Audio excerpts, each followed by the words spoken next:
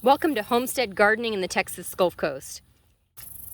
It's the middle of summer in Houston and daytime temperatures are soaring above 100 degrees, making it extremely difficult to start new crops.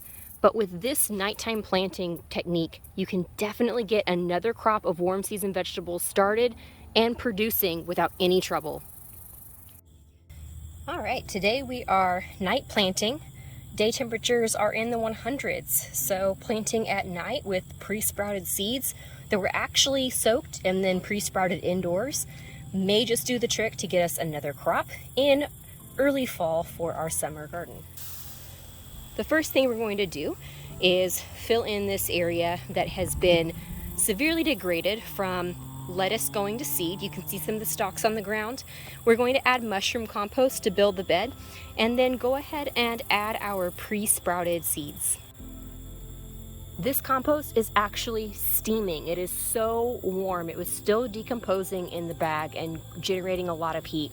So instead of planting directly in this compost, we're going to loosen up some of the soil below and mix.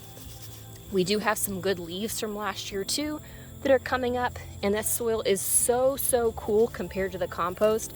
We should have a pretty good mixture of hot and cold and get our soil to a temperature that we can actually work in. Usually in no-dig gardens, I don't do this, but I know our soil is really depleted, and it's going to be better for my plants if I have a nice mixture and I don't plant directly in this super hot heat. This is looking really soggy, but in order to have a deep watering, we kind of need some cooling water so that there's a little bit of time for everything to infiltrate and we have several inches of well-watered soil. So as you can see, I have my pre-sprouted squash. It's in a triangular pattern. There are 5. So I have a row of 3 and a row of 2. The idea will be to have the vines grow this way along the path. And in between I have bush beans that are also pre-sprouted on triangular spacing as well, alternating. We should be able to have all of this grow together without too much competition.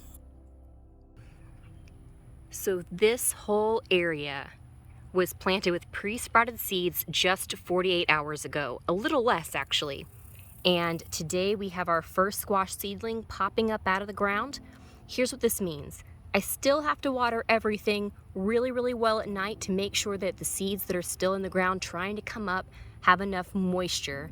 But I also need to start watering during the day to make sure that these new little leaves do not dry out.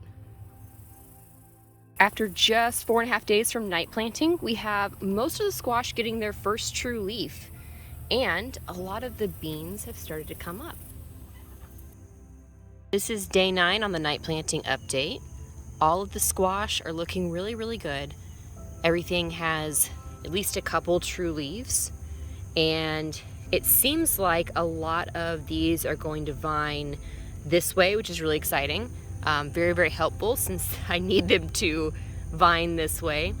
However, all of the beans are looking really unhealthy. I don't think any of the beans are going to make it. We'll see if they can grab some true leaves, but the cotyledons are looking pretty poor, so everything's doing pretty badly as far as those are concerned in this location.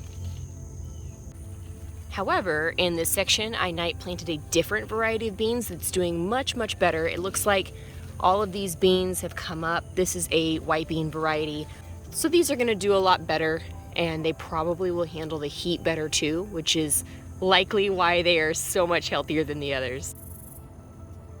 This is a nighttime check-in after over 2 weeks from planting. It looks like a lot of the original cotyledon leaves have died. We have a lot of true leaves. These are looking really healthy.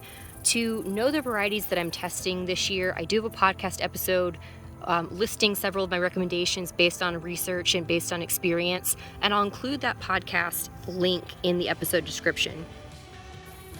As always, thanks so much for learning with me today. Don't forget to like this video and subscribe to my channel to learn more.